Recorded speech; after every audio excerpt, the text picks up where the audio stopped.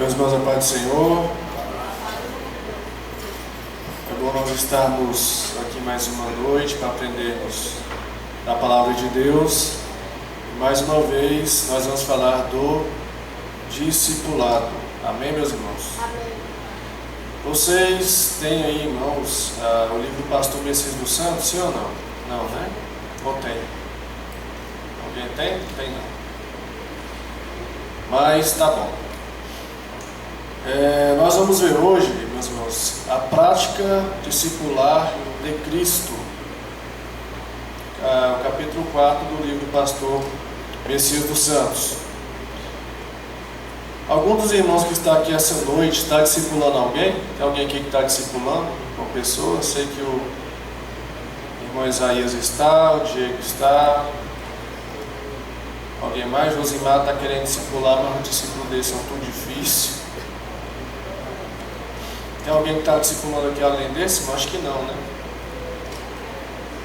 Nós vamos batizar aproximadamente 12 pessoas na nossa congregação.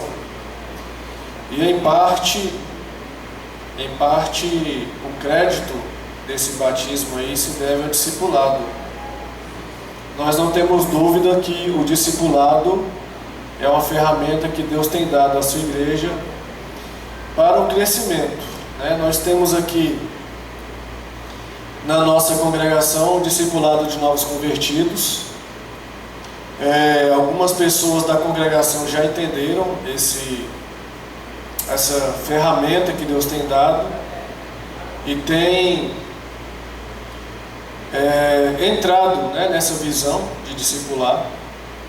Algumas outras pessoas precisam entender a necessidade de entrar nessa visão, a necessidade de discipular, porque nós não podemos, irmãos, ser crentes que não se desenvolvem e que não ajudam a desenvolver outras pessoas, porque existe algumas questões interessantes na questão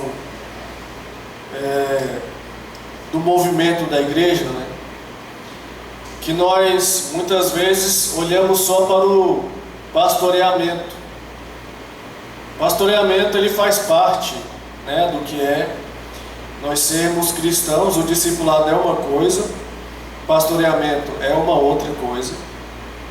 O pastoreamento normalmente ele é feito pelo pastor, pelos líderes que ele levanta. Por exemplo, os jovens, eles são pastoreados pelo líder de jovens, determinada altura, A igreja ela é pastoreada pelo pastor, pelos vice-pastores.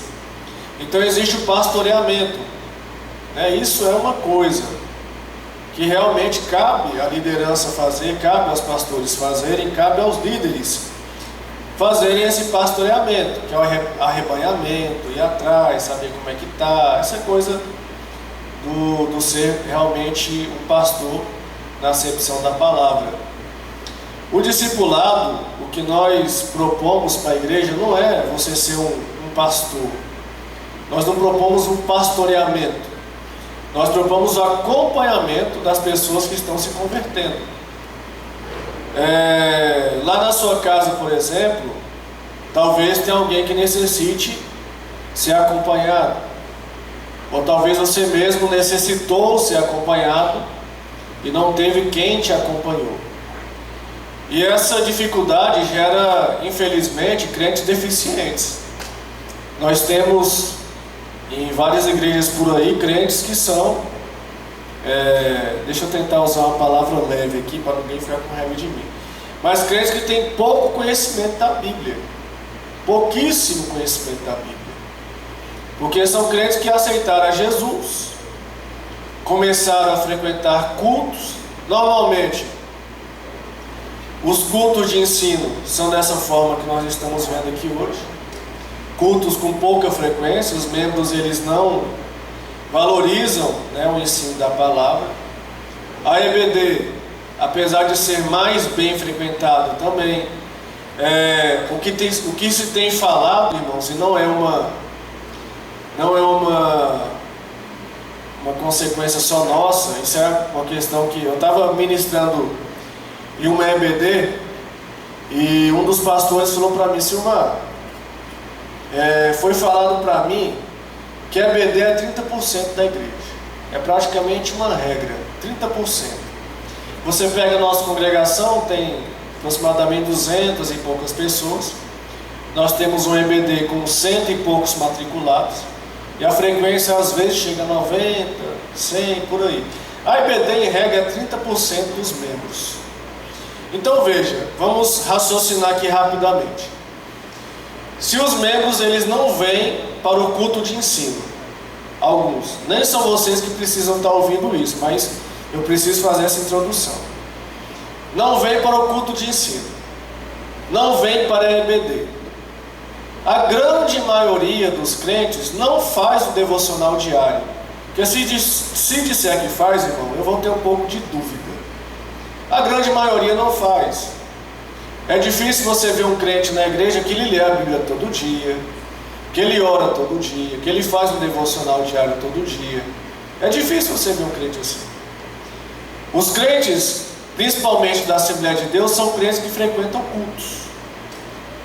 Crentes que frequentam cultos e reuniões, né? E você vê que os cultos mais lotados normalmente são cultos de domingo, que não é um culto de doutrina, culto de quinta-feira, que também não é culto de doutrina. Então o que gera isso? Uma igreja deficiente, por um lado, deficiente na questão do conhecimento bíblico. Então o discipulado, ele vem ajudar a suprir essa lacuna. É uma ferramenta que Deus está trazendo para a igreja, e mais especialmente para a nossa igreja, para ajudar a suprir essas lacunas. Se você perguntar para mim, Silmar, nesse tempo que você está aí no departamento, qual que é o balanço que você faz do discipulado? Bom, primeiro, nós temos um número de pessoas que estão batizando que, sem dúvida, parece que aumentou. Os irmãos concordam comigo? Sim ou não? Aumentou. Então o discipulado ele ajuda a aumentar o número de pessoas que estão batizando. Segundo, a impressão que eu tenho é que as pessoas que estão sendo discipulados são crentes mais firmes. Eu tenho visto na nossa igreja aí pessoas que são discipulados, que estão na igreja até hoje. É muito comum o novo convertido ele frequentar a igreja um tempo e sair. Por quê? Bom, pelos motivos lá da parábola do semeador. Então, com o discipulado, a porta do fundo, como o evangelista Diego já falou algumas vezes, a porta do fundo ela não é fechada totalmente, mas ela é encostada. Fica mais difícil do crente querer sair da igreja. Então, por que nós temos insistido em falar de discipulado nas nossas oportunidades aqui do evangelismo? Primeiro, que o aprendizado requer repetição. Nós temos que ser repetitivos. Se a gente falar de um tema uma única vez, agora que eu reparei, recebi 2 águas aqui, irmão. A pena que as 2 estão fechadas, né? Mas dá um jeito aqui. A gente tem que ser repetitivo para poder conseguir abrir aqui, para poder fixar o conhecimento. Não tem nenhum conhecimento que se fixa em uma...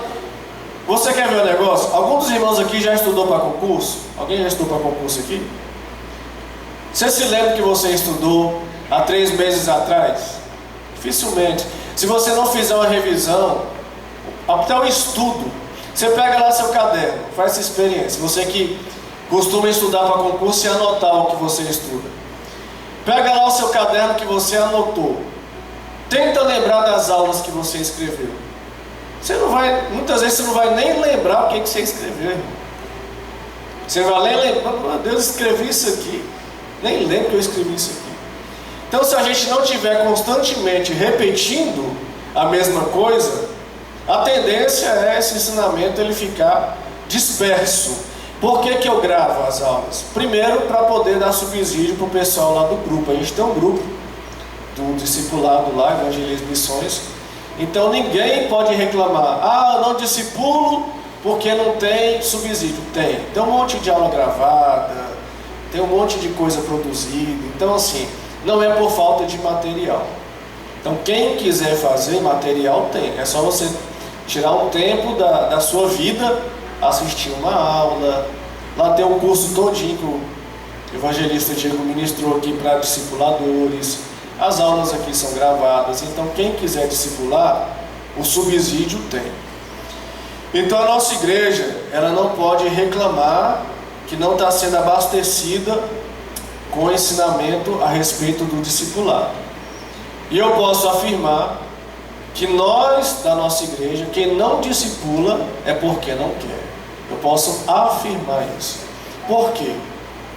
Você pode falar assim, mas é uma afirmação muito dura. Será, irmão? Deixa eu te falar. Todo mundo que discipula lá trabalha. Não tem ninguém lá desocupado que está discipulando. Todo mundo trabalha. Você vai falar, mas meu trabalho subtrai muito do meu tempo. Tem ninguém desocupado que está discipulando, irmão. Todo mundo trabalha. Mas eu não dou conta de discipular. Lá tem jovem discipulando. O Gabriel, filho do Lázaro, ele está discipulando os jovens aí. E animado. Então, um jovem igual o Gabriel, né, que talvez não tenha o mesmo tempo de crente como algumas pessoas têm na igreja, está discipulando. Então assim, qual que é a dificuldade? É querer fazer. O que precisa é a igreja abrir o coração, entrar na visão, é pensar assim, eu posso ser um discipulador, eu posso ser alguém que vai ajudar. E deixa eu te falar uma coisa aqui antes de entrar na lição. Você discipular não é para você ganhar certificado, não é para você ficar conhecido. Você entendeu? Claro que isso tudo é bom, não estou dizendo que não seja positivo, Agora, o discipular, irmãos, o objetivo principal que tem que estar no nosso coração de crente é você ajudar uma vida cristã a desenvolver. Tem nada mais precioso do que isso. Tem, irmão? Não tem. Tem nada mais precioso do que isso. Você vê lá um novo convertido, que você está ajudando aquele crente a se desenvolver, e daqui a pouco você vê aquela pessoa que você dá os primeiros passos com ela, está se batizando. Irmãos, isso é muito gratificante. Isso é muito gratificante. Aquela pessoa que você esteve lá ajudando, com dificuldade de ensinar a Bíblia, com dificuldade de... Daqui a pouco aquela pessoa já está batizando. E você fez parte desse processo. Então a recompensa que nós temos é exatamente a oportunidade que Deus dá para nós, de nós fazermos essa obra. A Giovana, ela fala um negócio comigo interessante. O pessoal da Missão em Movimento, eles têm uma visão assim. Eles têm uma visão assim que às vezes muitas pessoas não concordam porque não entendem. A Missão em Movimento, só para esclarecer, é aquele pessoal que faz treinamento lá no Nordeste. Inclusive a igreja, se quiser ir se preparando, nós já temos a nossa conferência missionária já praticamente organizada. Vai ser em novembro, mas já está organizada. E quem estará ministrando aqui vai ser o Miguel, da Missão em Movimento. Nós já passamos o tema para ele já reservou uma data lá na agenda dele. O tema é muito interessante. E você vai ter a oportunidade de ter uma pessoa que de fato conhece de missões ministrando aqui na conferência de missões, se Deus assim aprouver. Mas o que é que eles dizem? Que lá no céu, eles falam assim, a principal tarefa da igreja é a adoração. Aí muitas pessoas não concordam, porque entendem que a principal tarefa da igreja é a evangelização. Agora, qual que é a visão que eles têm? É que a adoração é algo que começa aqui e nunca vai se finalizar. Nós começamos adorando aqui na terra e nós vamos para o céu para adorar, porque nós somos adoradores tanto aqui, somos adoradores aqui e seremos adoradores no céu. Agora eles falam uma coisa interessante: evangelizar, discipular, a única oportunidade é aqui. Lá no céu você não vai mais evangelizar ninguém, irmão. Lá no céu você não vai discipular ninguém. A chance que você tem é aqui na terra, enquanto você está vivo aqui. É esse tempo aqui que você tem para evangelizar, para discipular. Esse tempo aqui. Então, não adianta você ficar esperando chegar um momento, porque daqui a pouco você vai para o céu e lá não vai ter mais não. Daqui a pouco Deus leva a igreja e lá não tem discipulado. Ou tem? Para que nós vamos discipular lá no céu? Me explica, se eu vou estar lá junto com Jesus. Você acha que eu vou querer ser discipulado, por exemplo, pelo evangelista Diego, se Jesus Cristo vai estar lá para me oferecer isso aí? Eu não vou. Eu vou querer estar com Jesus Cristo e vice-versa. Nem ele vai querer saber de mim, não, vai querer saber de Jesus. Então a chance que nós temos é aqui, de fazer tudo isso aí. Então a visão é algo que eu só posso passar para a igreja. A única coisa que eu posso fazer é passar para vocês essa visão, para ver se você entende essa visão e você entra nessa visão. Porque nós não podemos ser, irmãos, crentes que só recebem. Quantos crentes que estão na igreja que só recebe? Né? Nunca oferece nada. A gente tem que ser os crentes que oferecem alguma coisa. Hoje nós vamos falar da prática discipular de Cristo. Como que Cristo fazia para discipular? Perguntar para vocês: a prática de Cristo foi sucesso, sim ou não? Foi. Começou com 12. Um morreu desviado. Você vê que não tem 100% de sucesso não, irmão. Você pensa, vou discipular Isaías e vai ser 100%. Jesus que era Jesus, um se suicidou, o outro desviou, que ele teve que ressuscitar para ir lá pegar o que está desviado. Então você vê, nem Jesus teve 100% de sucesso no seu discipulado, mas de 12 virou o que? Bilhões. De 12 virou bilhões. Agora, qual que foi a metodologia de Cristo? Nós vamos ver aqui hoje. A metodologia de Cristo, simplificando, foi o que? Foi vida na vida. Jesus Cristo, ele investiu vida na vida dos seus discípulos.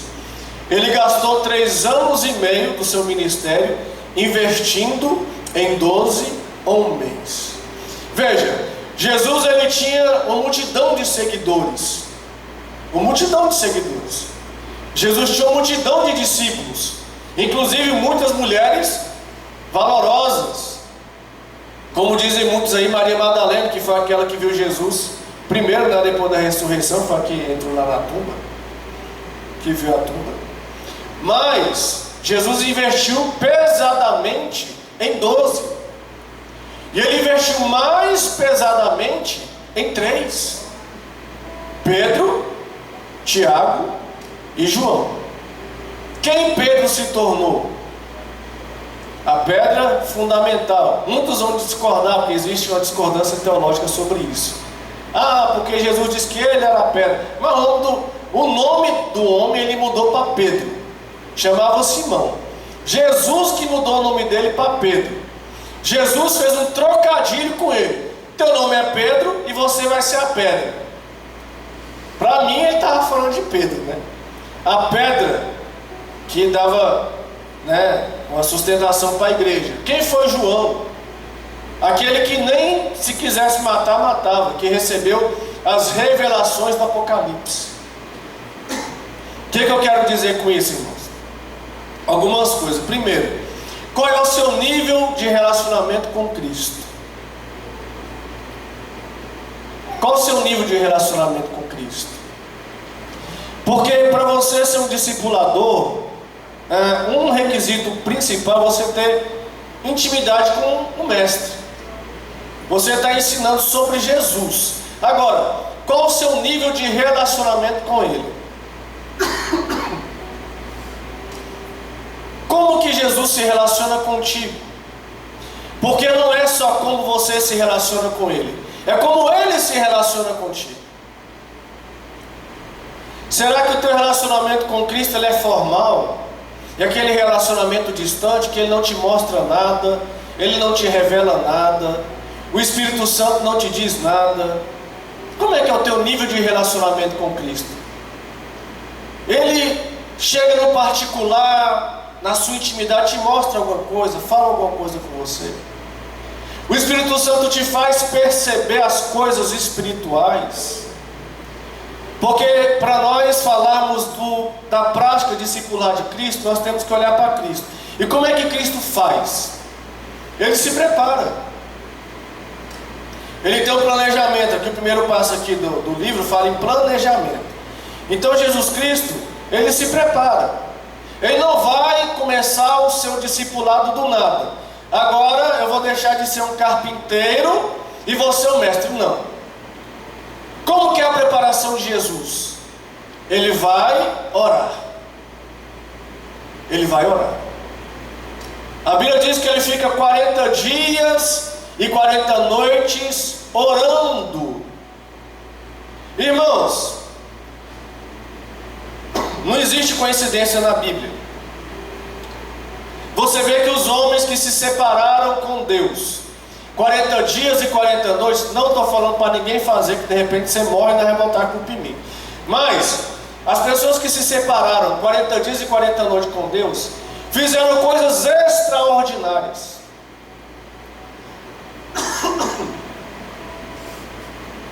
Você pega lá os heróis da fé, eles não saíam fazendo as coisas aleatoriamente.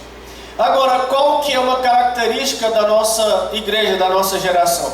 É uma igreja que faz às vezes muito barulho, é uma igreja que muitas vezes se emociona muito, mas termina ali. Tem muito barulho, tem muita coisa, são momentos.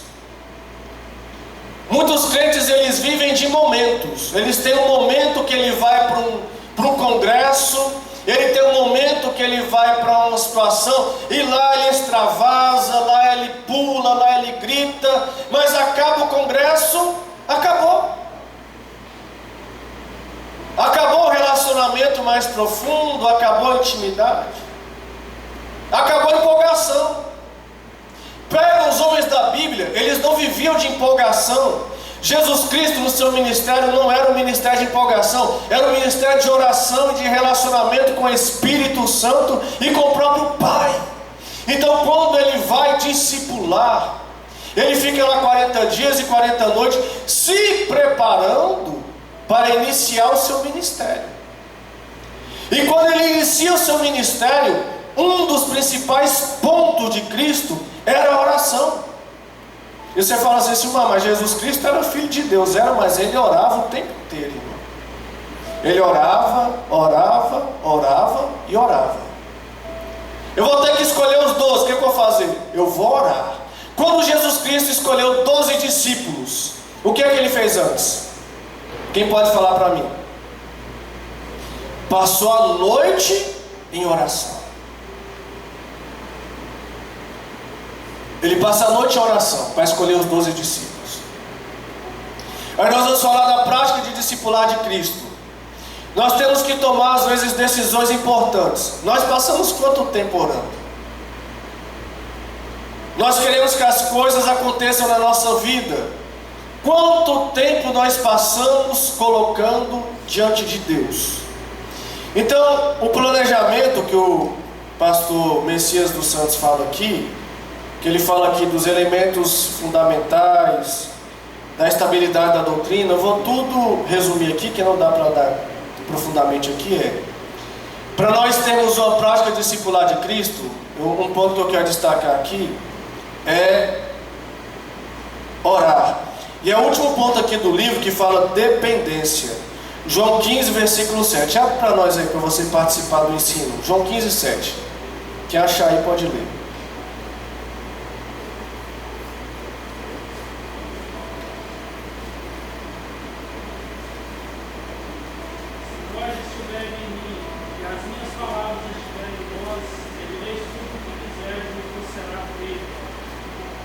Dependência. Então, como que é o planejamento do discipulador? Ele precisa depender de Cristo. Eu não posso tomar uma decisão, nem no meu discipulado, se não tiver dependente de Cristo. Eu preciso saber o que Cristo quer que eu faça. Como que Cristo quer que eu me posicione. Você quer ver um negócio, irmão? Eu tive a oportunidade de ministrar numa igreja esses dias atrás sobre dons espirituais, né? E nessa ministração, eu tomei a liberdade de falar uma palavra de sabedoria, então eu passei um pouco na Bíblia. E uma das coisas que a gente entende, falando sobre essa questão, é que existem muitas pessoas dentro da igreja que elas já possuem dons. Amém? Amém. Existem muitas pessoas da igreja que elas estão pedindo dom, mas elas já possuem dom. Elas muitas vezes estão falando: Deus, me usa, me dá o dom não sei de quê, me usa não sei em quê, me dá o dom tal. Elas muitas vezes estão pedindo, mas elas já têm esse dom. Agora, o pastor Luciano Subirá, ele fala uma coisa extraordinária. Ele fala que a falta de nós avançarmos mais nas coisas de Deus não é muitas vezes por falta de espiritualidade, é por falta de entendimento. A falta de entendimento das coisas de Deus, ela paralisa a nossa caminhada. Porque por falta de entendimento, eu começo a pedir algo que Deus já me deu. Por que eu vou ficar pedindo uma coisa que Deus já me deu? O apóstolo Paulo, ele dá uma bronca, no bom sentido, em Timóteo. Ele fala: Timóteo, desperta o dom que há em ti. Então veja, existem pessoas no nosso meio que elas estão parecendo, me desculpa a expressão que eu vou usar aqui, mas não se sinta ofendido, parecendo um passarinho da boca aberta há 10 anos, irmão. Está 10 anos na igreja, mas parece que é esse passarinho da boca aberta, só esperando a comida cair dentro. Nunca sai dessa posição. É um crente passarinho da boca aberta. E está lá 1 ano, 2 anos, 3 anos lá: meu Deus, me dá, me dá, me dá. Deus já deu, irmão, você já está gordo. Já está na hora de voar. Fecha o bico e vai você caçar a sua comida. Até quando vamos ficar com o bico aberto esperando a comida cair dentro? Quando é que nós vamos despertar para a necessidade de nós fecharmos o bico e a gente ir atrás da comida para alimentar outras pessoas? Porque a gente quer ser alimentado o tempo inteiro, mas a gente pode estar alimentando outras pessoas, irmão. Por isso que a Bíblia diz aqui: se vós, algumas Bíblias vão dizer permanecer, outras Bíblias vão dizer estiver. Se vós estiverdes em mim, e as minhas palavras estiverem em vós. Agora veja que coisa poderosa: pedireis o que quiserem, e lhe será feito. Dependência. Mas sabe o que os crentes fazem? Eles pegam só a última parte do versículo, porque aí falta entendimento. Eles pegam assim: pedireis o que quiserem e vos será feito. Porque isso é que agrada o crente. Você quer deixar o crente feliz? Fala isso que isso agrada ele. Olha, pede o que você quiser que Deus vai fazer. Mas não é isso que a Bíblia está dizendo. A Bíblia não está dizendo que Deus vai fazer tudo que o crente pede. Não isso. A Bíblia diz: se nós estivermos em Jesus e as palavras dele estiverem em nós, aí sim, aí você vai pedir tudo e vai acontecer. Por quê? Porque você vai estar alinhado com a vontade de Deus. O que falta para nós é entender esse alinhamento com a vontade de Deus, porque a vontade que prevalece não é a minha, é a de Deus. Por isso que quando Jesus estava no Getsemane, ele teve que alinhar a sua vontade com a vontade de Deus. Pai, eu tenho uma vontade, mas eu tenho entendimento. Ouça essa palavra, irmão: entendimento. Eu tenho entendimento que a tua vontade, ela é soberana. A minha vontade está aqui. Não faça a minha, faça a tua vontade. Aí vai dar tudo certo. Por quê? Porque a vontade de Deus, ela é boa, perfeita e agradável. Então você quer ter um discipulado igual ao discipulado de Cristo? Você tem que se alinhar à vontade de Deus. Você tem que ter dependência. O seu planejamento tem que ser um planejamento de oração, irmão. Eu posso falar por mim, irmão. Posso falar por mim que é mais fácil falar de mim do que falar de você, porque eu vivo a minha vida, né? Se a Simone estivesse aqui, estava brigando comigo, diz que eu falo muito de mim. Mas eu vou falar de quem? Eu não sei o que você faz, tem que falar de mim mesmo. Quantas e quantas vezes, Isaías, eu vou orar com dúvida? E uma das coisas que a oração faz, isso é científico, irmão. Existe um neurologista que ele fala isso com base na ciência. Uma das coisas que a oração faz é um processo químico no cérebro que torna o cérebro mais apto a decidir. E quem fala isso não sou eu, é a ciência, é um neurologista. Eles examinam o cérebro de quem está orando, e eles falam que uma das coisas que a oração faz com o cérebro é deixar o cérebro apto a decidir. Então, quantas vezes nós vamos orar e você vai orar com uma dúvida, e você fala: Deus, eu não sei o que fazer com relação a essa situação. E quando você vai orar, não sei se já aconteceu com você, parece que as coisas descortinam para nós na oração. Já aconteceu isso com você, irmão? Quando você ajuda, não estou falando de oração de 2 minutos, irmão. Tem misericórdia de mim. Eu não estou falando de oração de 2 minutos. Se você falar assim: comigo não acontece, você está orando 2 minutos. Estou falando de oração de 10, 15, 20, 30 minutos para frente. Menos do que isso não espero não. Eu também fico lá, 5 minutos lá, né, não, Diego? Só na sequidão. Deus fala comigo, Deus fala comigo. Parece que não tem ninguém falando, né, irmã Maria? A senhora que ora muito. Fala comigo, Jesus. Parece que você está falando com alguma coisa que não está nem te ouvindo. 5 minutos, 10, fala comigo. Parece que a coisa começa a fluir. Aleluia. Fala comigo, 15 minutos. Aí você sente aquela presença do Espírito Santo entrando no lugar da oração. Fala comigo, meia hora. Aí você sente que o ambiente está impregnado com a presença do Espírito Santo. Aí você começa a ter mais discernimento das coisas. Aí você começa a ter condição de decidir o que tem que ser decidido.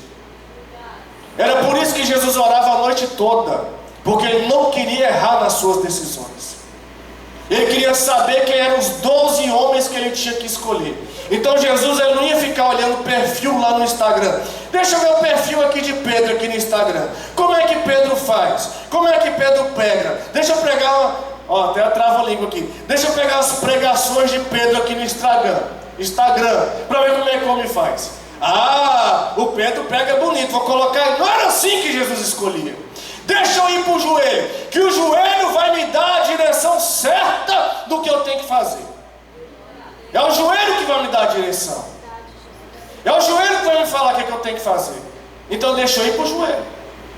Essa era a forma de Jesus Cristo se preparar para o seu discipulado. Segundo ponto do pastor Messias: aconselhamento. Irmão, discipulado não é pregação. Se qualquer um de vocês pensa que discipulado é pregação, não é. Vocês aqui, eu sei que a juventude foi em peso, eu achei massa aquilo lá. Estou até falando a linguagem jovem, massa. Achei massa vocês irem lá no cinema assistir The Chosen, porque tem uns pastores que são assim, meio quadradão. Pastor Paulo Júnior, que eu sou admirador demais dele, gosto demais do Paulo Júnior, mas nessa ele foi muito quadrado. Porque The Chosen não sei mais o que, aí não assiste não. Irmão, vocês são tudo adultos. Se você achar que tem heresia lá, identifique heresia e tire heresia da tua cabeça. Agora ficar nessa, não assiste não, porque nós estamos falando com criança. Assiste lá o negócio e se tiver heresia, tu não acredita, É ou não é? Agora eu vou ficar tratando o crente igual trata menino. E The Chosen, eu, para falar a verdade, achei massa demais. Eu tô certinho nas temporadas lá. Peguei desde a primeira e tô até onde passou eu assisti. E se você pegar o The Chosen, uma das coisas que Jesus Cristo mais faz naquela interpretação é conversas particulares. É ou não é? Chegar na pessoa e falar: fulano, vem cá, deixa eu conversar com você. Beltrano, vem cá, deixa eu falar contigo. E as pessoas também chegavam perto de Jesus. A Bíblia fala muitas vezes que Jesus, ele trabalhava na área do aconselhamento. Quando ele vê Zaqueu está lá, rico, mas todo destrambelhado, todo cheio de problema. E Jesus Cristo, ele vai consertar a vida de Zaqueu. Jesus não convida Zaqueu para vir para a igreja num culto de domingo, não. Claro, irmão, tem que convidar os crentes para vir culto de domingo. Eu tenho que explicar assim para os crentes não ficarem dizendo que eu estou dizendo para não convidar. Então eu tenho que falar e ainda tenho que explicar para não ser mal interpretado. Convida os crentes para vir domingo. O que eu quero falar é o seguinte: Jesus, ele ia na casa do Zaqueu. Zaqueu, desce que eu quero conversar contigo. Desce que a minha conversa contigo ela é particular. Porque tem coisas que no culto de domingo você não vai me falar e nem eu vou te falar no culto de domingo não. Eu tenho que estar sentado na tua mesa, Zaqueu. Que a mesa é lugar de comunhão. A mesa é lugar de confissão de pecado. A mesa é lugar de abrir o coração. A mesa é lugar de aconselhamento. A mesa é lugar do choro. Eu preciso sentar na tua mesa, Zaqueu. E a Bíblia diz que ele chama Zaqueu para o aconselhamento. E naquele aconselhamento Zaqueu entende. Irmão, isso aqui é poderoso. Zaqueu entende que ele estava errado. Porque Jesus confronta Zaqueu. Zaqueu, ó, a tua atitude não é a atitude correta. Não é assim que eu quero você. Então Zaqueu ele entende que ele estava errado. E o que Zaqueu faz? Entendi. Irmãos, deixa eu voltar a dizer isso para você, que vê se hoje você grava essa palavra. Ser cristão não é só emoção, não é só espiritualidade. Ser cristão é entendimento. Nós temos que ter entendimento do que nós estamos fazendo. Zaqueu ele tem entendimento do erro que ele estava cometendo. Ele entende. E a partir do entendimento ele toma uma decisão.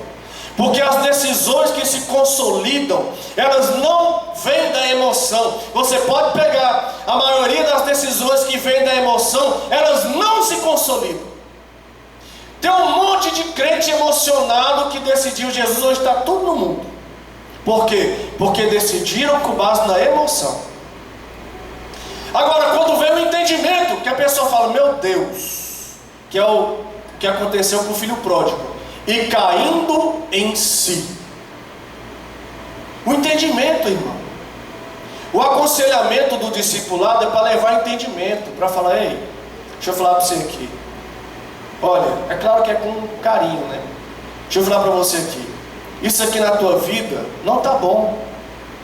Isso aqui na tua vida não é assim. Olha, isso aqui você tem que abandonar. Esse pecado aqui, você não pode ser um cristão e continuar convivendo com esse pecado. Você tem que lutar contra esse pecado. Você tem que se posicionar como cristão. Então, a partir desse momento, você tem que lutar contra esse pecado. Esse pecado não pode mais dominar a sua vida. Se posiciona como crente. Se posiciona como cristão.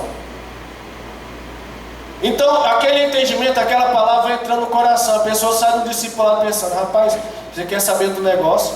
Eu tenho que mudar a minha vida. Eu não posso mais ficar agora de festa em festa, não. Eu não posso mais ficar agora namorando com um e com outro, não. Eu não posso mais ficar agora tendo 3, 4, 5, 6 mulheres, 3, 4, 5, 6 homens ao mesmo tempo, não. Tem que mudar. Que tem uns crentes que chegam a tribular demais. Tem ou não tem, irmão? Tem uns crentes que chegam a tribular. E sabe por que eles continuam a tribular? Porque não foram ensinados, não tiveram entendimento. Então ele chega atribulado e continua atribulado, porque ninguém falou para eles, olha, essa vida que você está levando não é uma vida de crente. Então quando ninguém fala que aquela vida não é uma vida de crente, ele se engana achando que está tudo bem. Não, eu sou crente e está tudo bem. Não, a vida de crente não é assim. A vida de crente é renunciando ao pecado.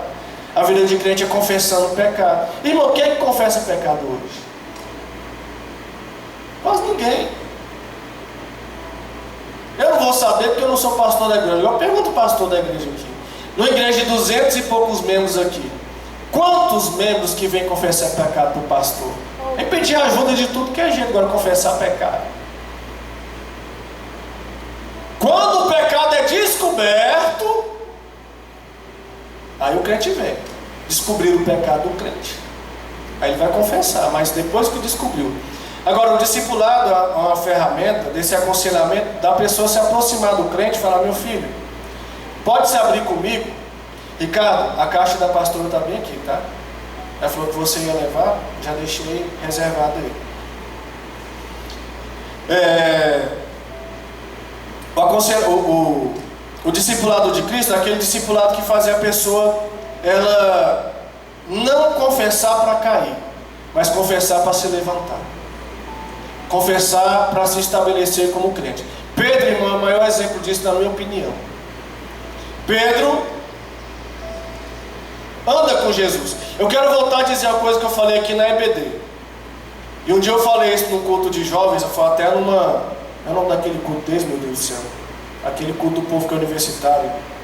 Não sei o que é universitário lá. Arauto universitário. Eu não sei se eu fui bem compreendido.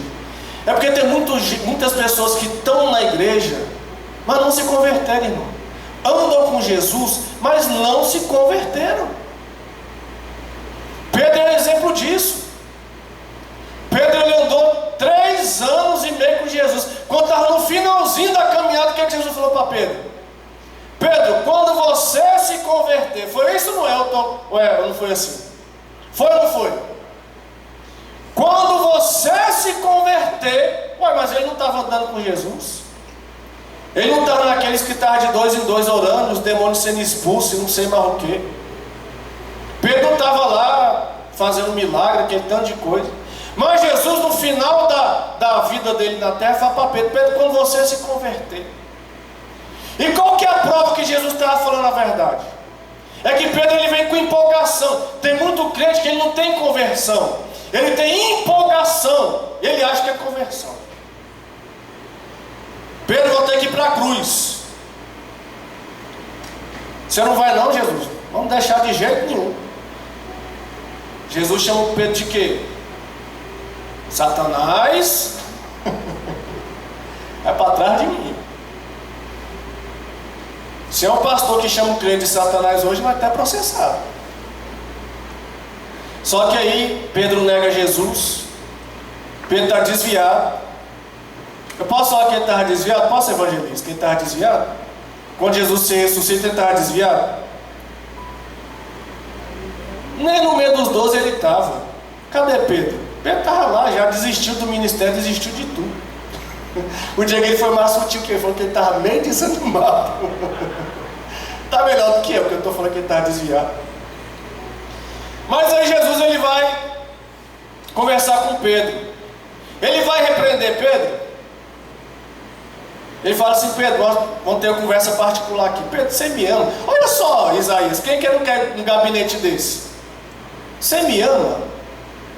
O cara está todo envergonhado, tinha negado Jesus, tinha feito um monte de coisa errada. E quando Jesus se aproxima para perguntar: Pedro, você me ama?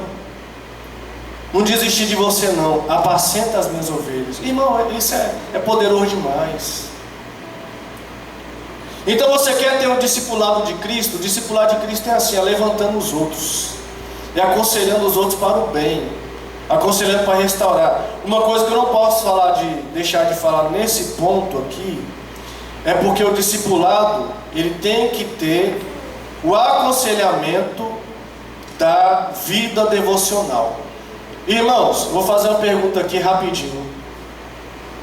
Vou fazer 2 perguntas.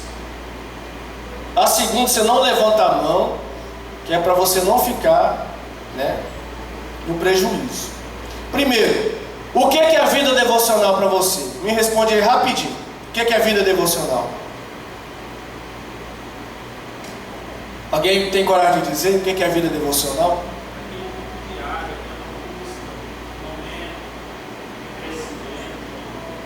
É você praticar as disciplinas espirituais todo dia. O que são as disciplinas espirituais? Leitura da Bíblia, oração, jejum. Claro que ninguém vai jejuar todo dia, porque senão vai secar demais. Mas, pelo menos orar e ler Bíblia, tem que ser todo dia, irmão. Agora, deixa eu falar um negócio para você. Por que nós não oramos e não lemos Bíblia todo dia? Existe uma resposta padrão para essa pergunta. É porque nós não temos tempo. Sim ou não? Eu não tenho tempo. Eu não tenho tempo de orar, não tenho tempo de ler Bíblia. Irmão, pega o seu telefone. Um dia eu fiz isso lá em casa, achei engraçado, porque a Simone não sabia disso. falei, Simone, você sabia que tem como a gente ver quanto tempo você está gastando no Instagram por semana? Por semana? Aí ela foi ver a média dela lá, né? Ela comemorou. Estou gastando pouco. Falei, olha bem que isso é média diária. Isso não é média semanal não, minha jovem. Não comemora antes da hora não. Isso é o que está gastando no Instagram por dia. Olha no teu celular, irmão, qual que é a tua média diária no Instagram. Vê se não dá mais de 1 hora por dia. Vê se não beira 1 hora por dia. Vê se não dá, às vezes, 2 horas por dia. E você fala assim, evangelista, mas eu só fico lá passando aquele rios e rindo daqueles trem. Eu só passo rios e fico rindo. Nessa de passar rios e ficar rindo, vai 1 hora fácil, irmão. Mas, para olhar o Instagram, nós temos tempo. Agora, para orar, a nossa desculpa é, eu não tenho tempo, porque eu tenho vida corrida. Eu trabalho demais, eu faço não sei o que demais. Bom, eu sei que as redes sociais estão aí para te denunciar. Denunciar o quê? Uma palavra muito forte. Que você não ora porque você não quer. Que você não lê Bíblia porque você não quer. Não é porque você não tem tempo. É porque você não prioriza. Essa que é a verdade. Porque se você priorizar, você vai arrumar tempo para orar e vai arrumar tempo para ler Bíblia. É uma questão de você priorizar. Você não tem que simplesmente, não, que tempo que vai sobrar? Tempo que vai sobrar? Você acha que Jesus é Jesus de sobra? Você fala, o que é que eu vou ter que deixar de fazer para encaixar no meu dia a oração e leitura da palavra? Então, o discipulado envolve o que? Você ensinar o discipulando que ele tem que ter vida devocional. Irmão, você quer que alguém que você está ensinando a ser crente, que ele continue crente. Não existe crente que se sustente comendo só domingo. Tem? Se você comer só domingo, você vai ficar de pé, irmão? Fala para mim aí. Vai morrer, irmão. Vou melhorar, então eu vou comer domingo e quinta. Vai resolver a tua vida?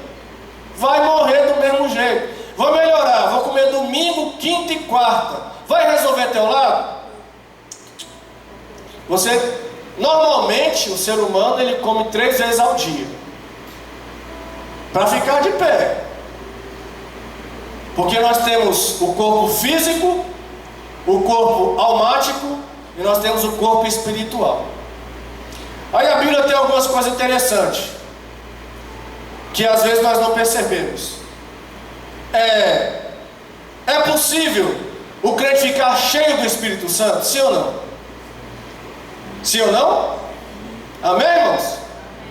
Se é possível ficar cheio, é possível ser vazio? Sim. Tem crente que ele é vazio do Espírito Santo. Ele até tem, mas ele não é cheio. Ele tem o Espírito Santo, mas ele não é cheio. Porque como é que o crente é cheio do Espírito Santo? Ele tem que praticar disciplinas espirituais diariamente. Aí você fala assim, Silmar, mas o povo de antigamente fazia milagre. Olha aqueles heróis da fé. Olha aquele povo de Atos. Olha aquele povo não sei de quê. Irmão, olha o preço que aquele povo pagava de oração. Olha o preço que aquele povo pagava de jejum. Olha o preço que aquele povo pagava de leitura da Bíblia. Olha as lágrimas que aquele povo chorava aos pés do Espírito Santo de Deus. Aqueles homens choravam dizendo, oh Senhor, me dê essa nação, ou eu vou morrer. Eles choravam orando assim. Como é que eles não ganhavam a nação inteira, irmão? Eles choravam, eles chegavam ao ponto de chorar. Oh Senhor, me dê essa nação aqui, ou que eu prefiro morrer. 1, 2, 3, 4, 5 horas orando e chorando. Como é que não tem poder? Uma vez por dia? Não, todo santo dia. Você pega a vida de Lutero, ele orava 4 horas por dia, todo dia pela manhã. 4 horas, ele falava, se eu não orar 4 horas por dia, antes de sair, o meu dia não está completo. Aí nós queremos ser crente orando 2 minutos quando vamos dormir. Como é que nós... E aí, o que eu acho mais interessante, não me leve a mão, irmão, não me leve a mão. Tem uns crentes que eles oram 2 minutos, quando vão dormir, e tem a disfarçatez, para não falar outra coisa, de dizer que são cheios do poder de Deus. Que jeito? Me pergunta isso. Eu estou cheio, orando 2 minutos, quando vai dormir está cheio. Seu tanque é pequeno demais, irmão. Seu tanque é pequenininho, só já encheu. Tem que ter vida devocional, irmão. Jesus Cristo, ele ensinou para o povo dele lá. O que o povo queria aprender? O discípulo de Cristo pediram o que para ele? Ensina-nos a pregar, Jesus. Ensina-nos a expulsar demônios, Jesus. Ensina-nos a botar... Eu estava vendo esse dia na internet, pastor, um povo que inventaram a tal de escola de profeta moderno. Aí nessa escola de profeta, não sei se o senhor ouviu isso, que o senhor gosta de ver, às vezes o senhor até compartilha comigo. Nessa escola de profeta é assim, ensinando a derrubar. Aí fica lá, vai! Alguém viu isso aí? Eles olham assim, aí puf! Agora vamos de novo, vai lá! Ensinando a derrubar, escola de profeta agora. Os discípulos de Cristo pediram o que para ele? Senhor, ensina-nos a orar. Por que eles pediram para Cristo ensinar a orar? Porque eles viam em Cristo o modelo de um homem que orava. E o homem orava, figueira secava. O homem orava, o mal obedecia. O homem orava, e Jesus falou, não, vocês têm que ter fé. Aí os discípulos vão lá tentar expulsar um demônio. O pai traz um menino, acho que é o pai, não sei. Sei que traz lá o endemoniado. E os discípulos estão lá, sai demônio, não sei, igual aquela história que você contou, de que você foi lá e que via crente de tudo que era lado, expulsar o demônio, não conseguia. Sai demônio, sai demônio. E o menino ficou lá endemoniado. Aí trouxeram para Jesus. Jesus, olha, nós trouxemos teus discípulos aqui, eles não foram capazes de expulsar esse demônio. O que isso nos ensina? Andar com Jesus não faz expulsar demônio. Faz, irmão? Não faz. Porque se fizesse, o discípulo tinha expulsado. Ver Jesus fazendo não faz expulsar demônio. Não faz. Porque se fizesse, o discípulo tinha expulsado. Agora Jesus repreende, ele falou, ô geração, faz o que? Incrédula. Homem de pequena fé. E ainda fala uma coisa aqui.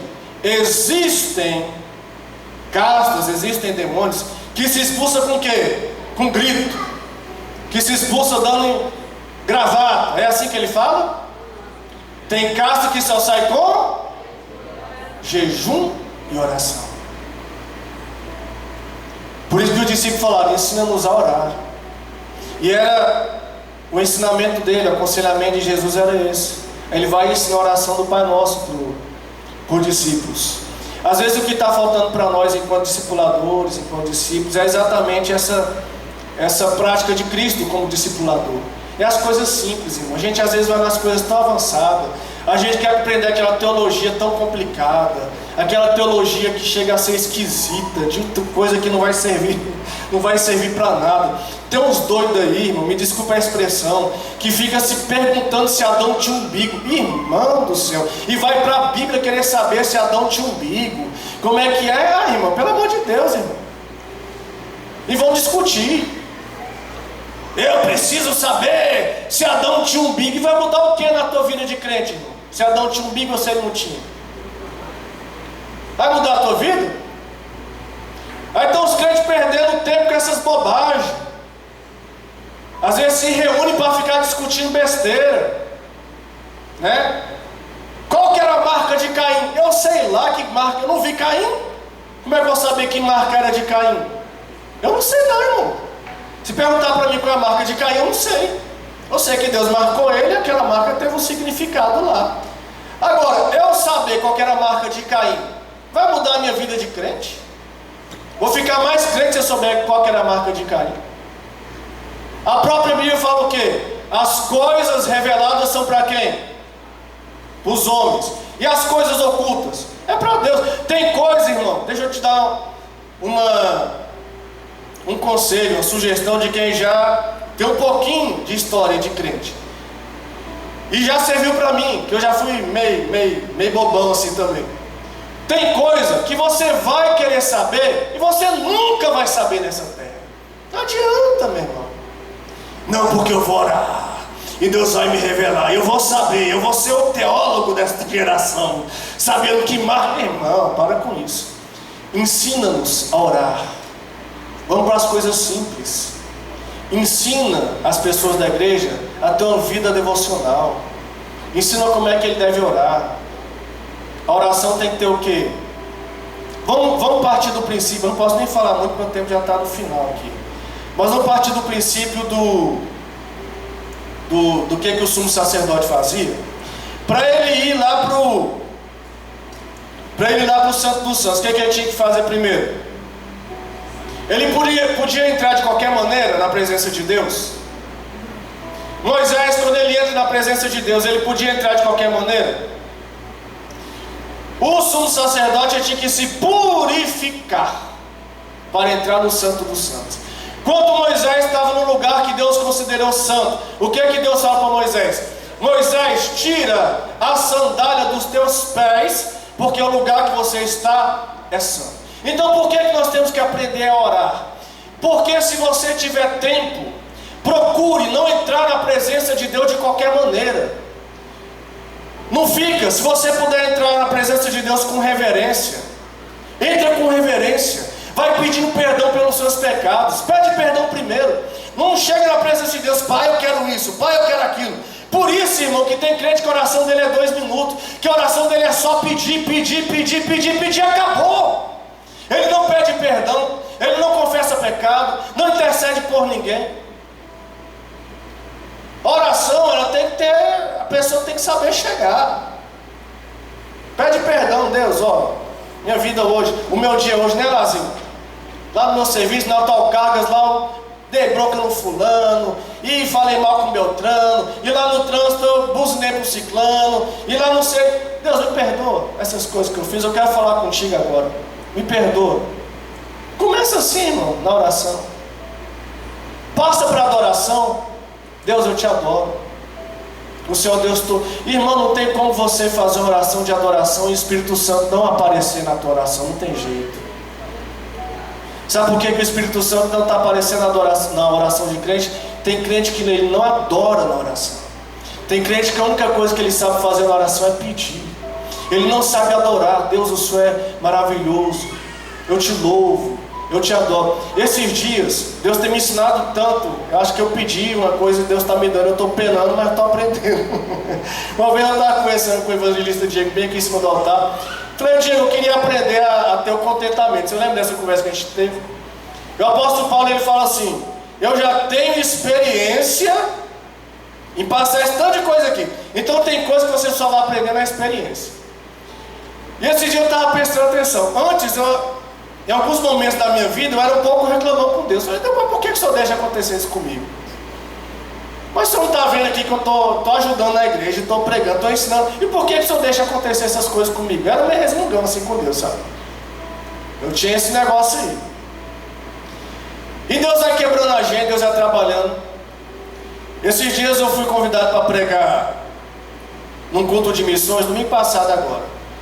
Eu não lembro, não sei se vocês lembram, domingo de manhã eu já estava ruim aqui na EBD. Domingo à tarde eu fiquei pior. E domingo à noite eu estava com febre. Eu não tinha como desmarcar a pregação. Fui pregar com febre. Tomei lá um remédio e fui. Você acha que eu fui reclamando? Eu fui adorando. Eu falei, Deus, obrigado. Eu sentei naquela cadeira lá da pregação, ardendo em febre. Mas eu sentei adorando. Eu falei, Deus, louvado seja o teu nome, porque eu estou aqui. Então a gente tem que aprender, irmãos, a adorar o Senhor. Aprender a se relacionar com Ele. Porque quando você vai para essa questão do discipulado, a coisa tem que ser verdadeira na nossa vida. A gente não pode só ensinar aquilo que é uma teoria. Você tem que ter vida. Você tem que ter relacionamento. Porque o discipulado de Cristo não era um discipulado teórico. Era um discipulado na prática. Os discípulos de Cristo viam Deus na vida dele. Os discípulos de Cristo presenciaram a transfiguração. Então quando eles olharam para Cristo, falaram, esse aí, ele é de verdade. Tanto é que quando Jesus Cristo vai pregar, uma coisa que fica muito nítido na palavra é que a pregação de Jesus era diferente. Você reconhece uma pregação quando ela é uma pregação formal. Vai me desculpar, mas tem as pregações que são muito formal.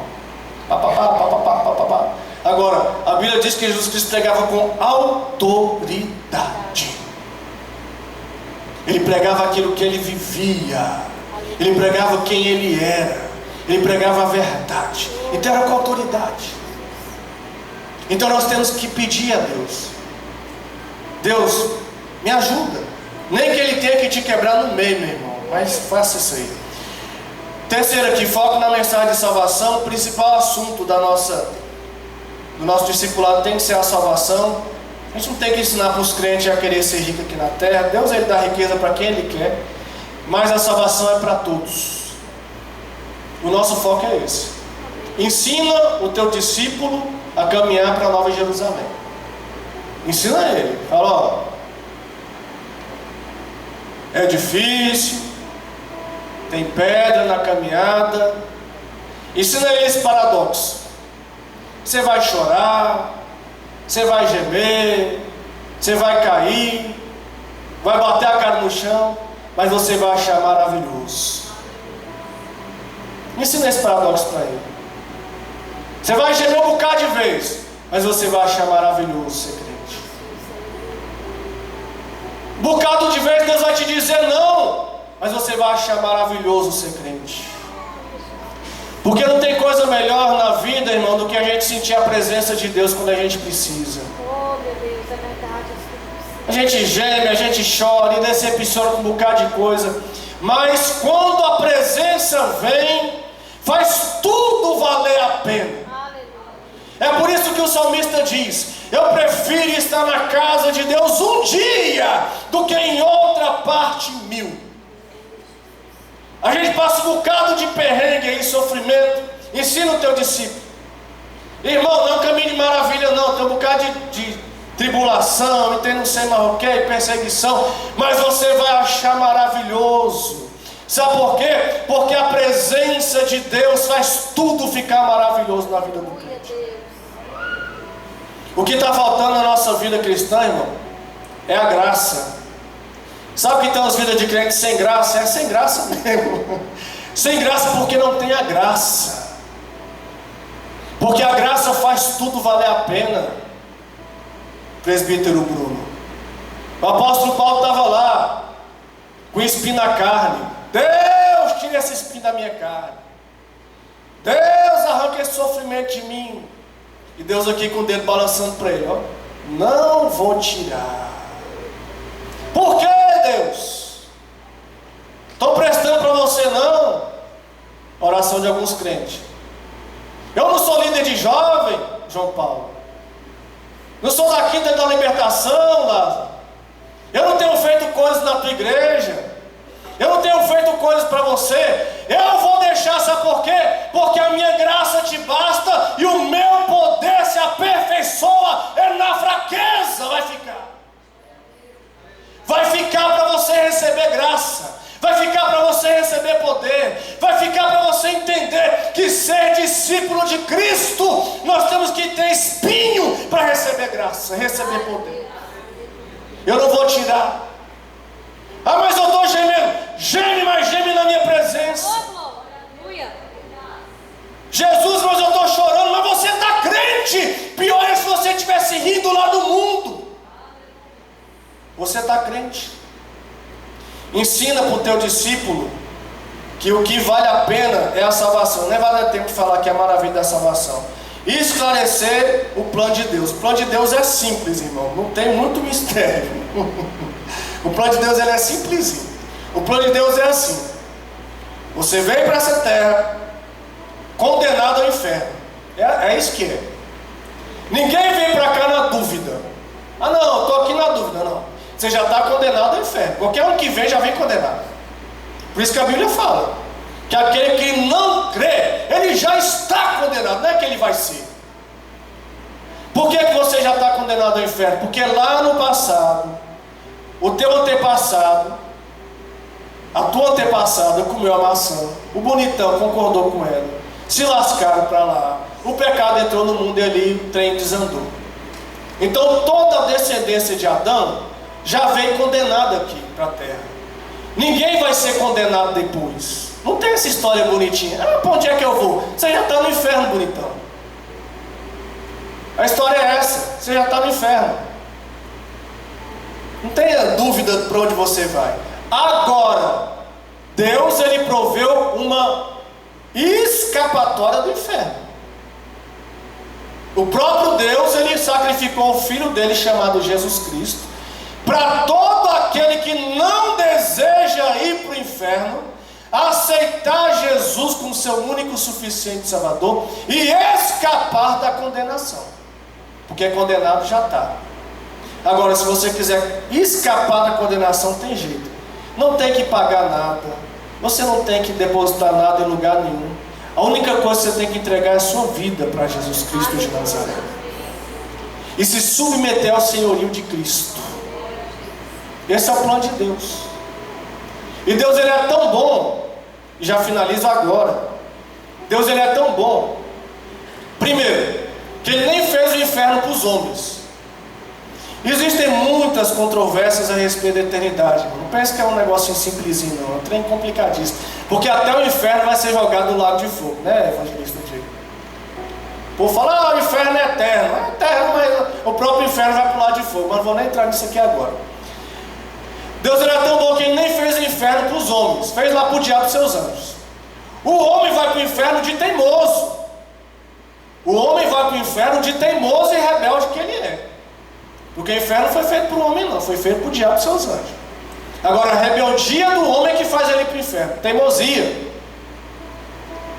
Agora, Deus, Ele é tão bom com o ser humano, que para quem aceita Jesus, Ele não tem só a salvação, irmão. É isso que alguns crentes não enxergam, e que eu tenho que estar falando de vez em quando aqui, porque eu acho que eu vejo que eu sou um dos poucos que ainda fala isso aqui, para ver se os crentes se animam.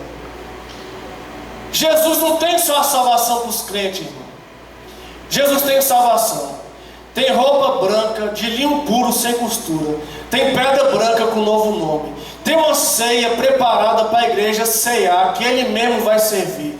Tem um lugar que não tem doença, não tem dor, não tem mais nada. Tem um lugar que tem as coisas mais bonitas que você vai ver, as sinfonias mais bonitas que você vai ouvir, os melhores sentimentos. Deus, Ele tem o melhor para o ser humano que quer aceitar Jesus. A Bíblia diz que aquilo que o olho não viu, o ouvido não ouviu e não subiu ao coração do homem, está preparado de graça para quem quer aceitar Jesus. De graça, meu irmão. Ainda tem gente que não entende isso. Tem gente que pensa, não, é pouco, eu prefiro ir para o inferno mesmo. Paciência. A chance para o céu está aí. Meus irmãos, eu agradeço a oportunidade e digo aos irmãos o seguinte: tomara que nós sejamos discipuladores como Jesus. E eu queria dar um destaque aqui e falar por discipuladores. Tem uma vida devocional, tem uma vida de oração. Procura orar mais. Nós da nossa geração, eu falo por mim, não falo por você, não falo por mim. Nós precisamos aprender um pouquinho mais com a geração antes de nós. Pastor Lidomar, que é mais velho do que nós, ele pode até testemunhar mais. Os assembleanos oravam muito, muito mais do que nós oramos hoje. Oravam muito, muito mais. Pagavam muito mais o preço. O que está faltando para a nossa geração, irmão, não é coisa espetacular, não.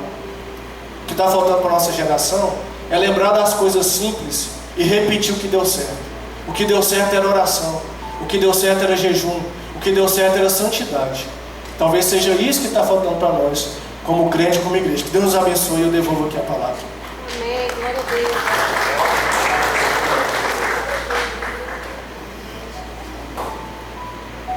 Meus irmãos, a paz do Senhor a todos. Eu ouvi praticamente tudo, mas certamente da metade para cá, que eu estava sentadinho ali. Mas eu te pergunto, quanto vale uma aula dessa? Quanto vale um estudo desse? Quanto vale uma palavra dessa? Não tem valor. Dinheiro não paga. É por isso que eu continuo insistindo para nós arrumar uma estratégia de chamar o povo para o culto de ensino e para a EBD. Eu acredito é o que vai salvar nós nesses últimos dias, é o conhecimento da palavra. Tem muita gente aí crente, abençoado, participa da Santa Ceia, aquela coisa toda, canta, mas quando começa a falar de escatologia bíblica, dos últimos dias, quando começa a falar realmente da igreja, do papel da igreja aqui na terra, olha, tem uns que até assustam. E essa última quarta-feira do ano é do Departamento de Missões, Discipulado e Evangelização. E como Deus tem sido bom, para com a igreja, e tem usado o evangelista Silmar. Hoje uma das ministrações mais fortes que Deus se usou para nós aqui. Eu não sei onde é que o senhor arruma tanta empolgação. Hoje está fora do normal. Tá ou não tá, gente? Parabéns, Deus te abençoe.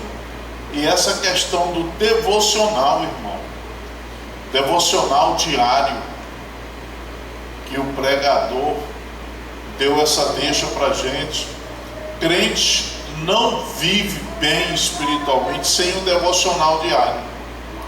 Antigamente os nossos pais na fé falavam do culto doméstico, e aqueles que faziam o culto doméstico se despontaram na fé, que é o mesmo devocional, e está precisando da gente fazer valer realmente essa prática do devocional diário, em nome de Jesus. Anima-te. E com relação à quarta-feira, vai depender de mim e de você que está vindo na quarta. Não adianta a gente, talvez, igual eu quarta-feira passada, que eu comecei a me abrir aqui, mas eu vi que eu ia chorar, aí eu parei logo, né? Pelo número de irmãos. Só para você ter uma ideia, hoje tem mais irmãos nessa quarta de hoje do que na quarta passada, e eu já estou feliz demais. Mas depende muito de nós, irmão, incentivar, fortalecer. Eu estou pensando, tem uma igreja em Goiás que o culto de terça eles estão fazendo o quê? Chega, canta um hino, dois, dobram os joelhos e oram pelo menos 20 minutos. Quando o tempo dá, vai mais um pouquinho. Aí fica 1 hora, 50 minutos, 1 hora para a palavra. E tem dado muito certo. Por quê? O nobre pregador falou que agora os irmãos mais antigos oravam, irmão, quase que sem cessar. Eu me lembro do culto de oração. Era na sexta-feira, eu era menino. E minha mãe nos levava para o culto de oração, não tinha nada que impedia. Eu já com os meus 11 anos, um dia eu escondia o meu par de chinelas, era o que a gente tinha para calçar. Mas eu escondi e falei: mãe, hoje não vou na igreja, eu não achei o meu chinelo. Você vai, se nós não acharmos chinelo seu, você vai descalço. E vocês acreditam que minha mãe levou eu descalço para o culto de oração? Mas a gente ia, era levado, era uma realidade muito grande. Então, o que vocês acham?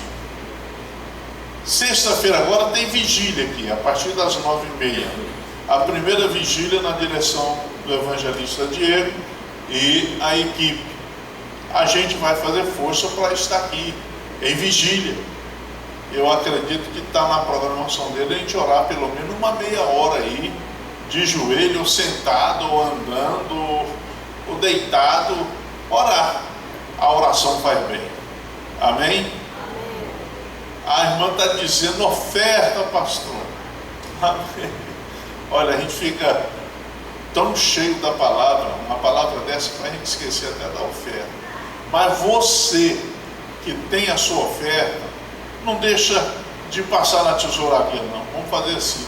Ou você quer tirar, irmão Isaías? Isso, passa rapidinho enquanto a gente termina aqui de dar os avisos.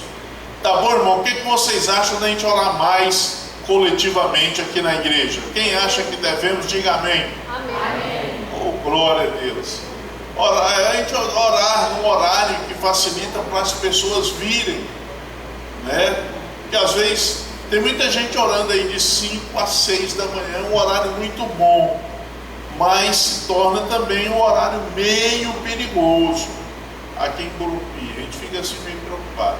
Mas vamos estar na vigília, vamos ver essa questão de nós estarmos orando mais. Vale a pena orar. Amanhã está ali o Lázaro e uma boa equipe hoje, né, da quinta-feira. Eu acredito que vai ser uma bênção. Eu tenho uma ofertinha.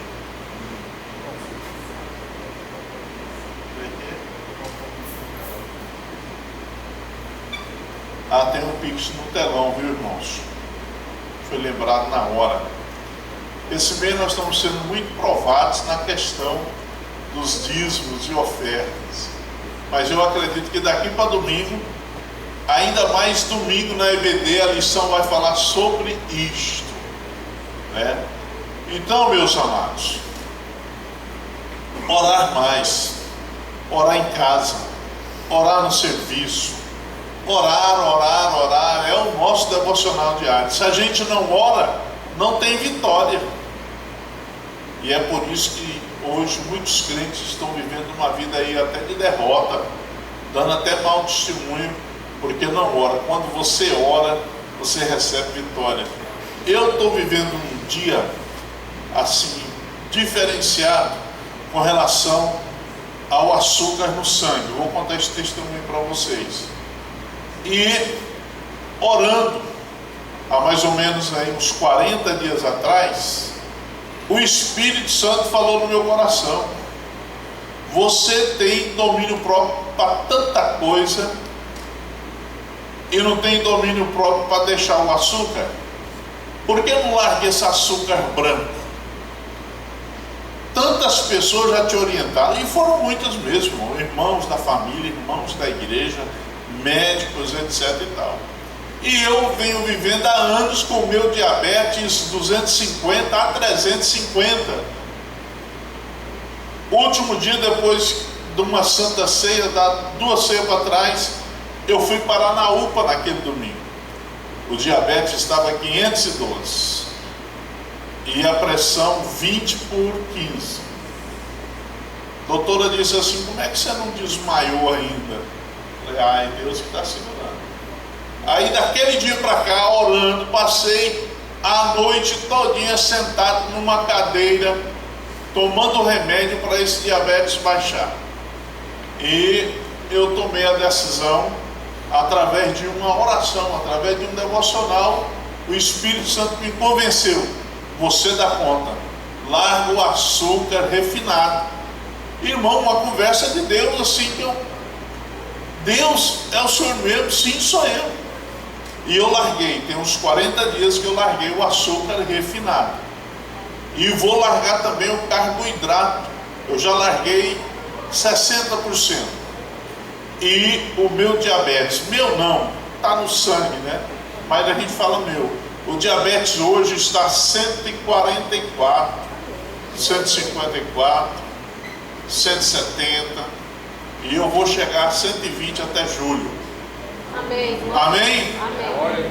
É mais ou menos assim, o devocional é forte demais.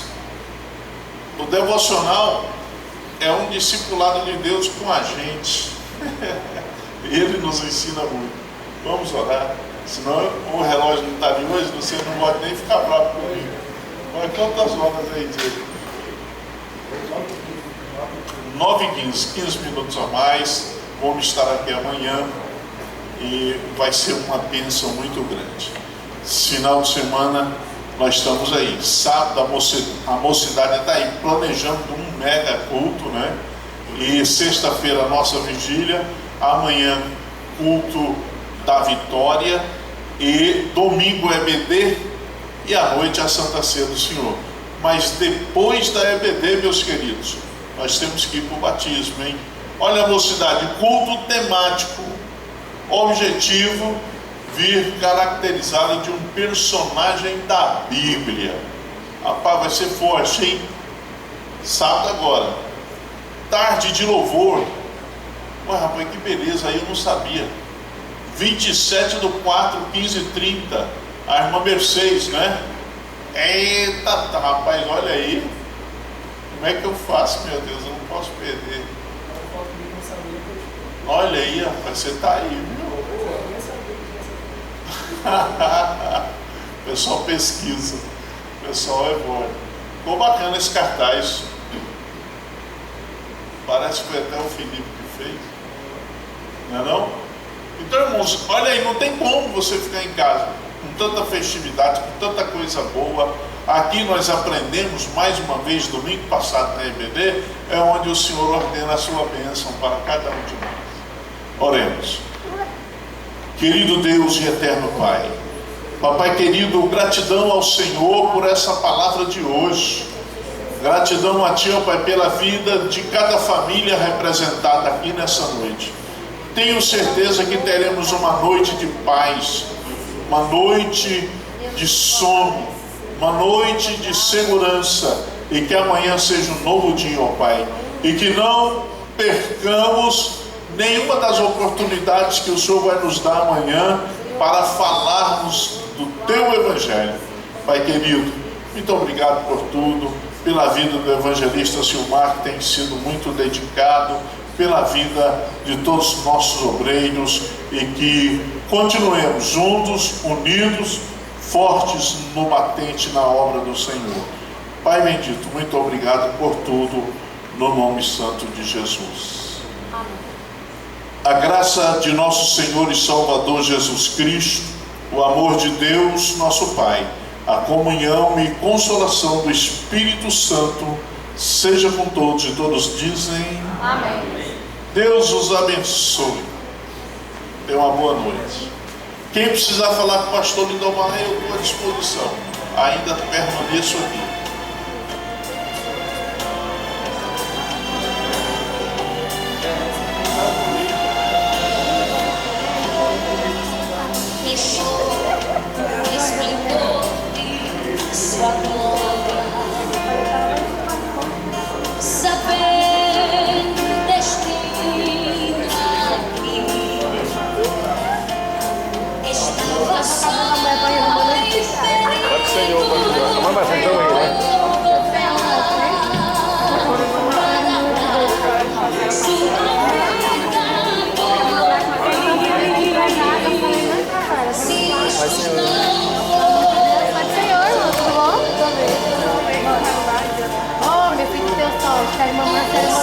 Com essa vida bem ali, ó.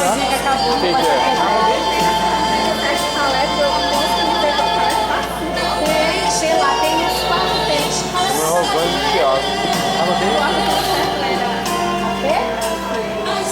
Eu acho que ele já dá correndo, porque ele é bom comigo, igual tá camiseta aqui. Mas ele é mau. Não, é que eu sou bonita, vou te mandar lá.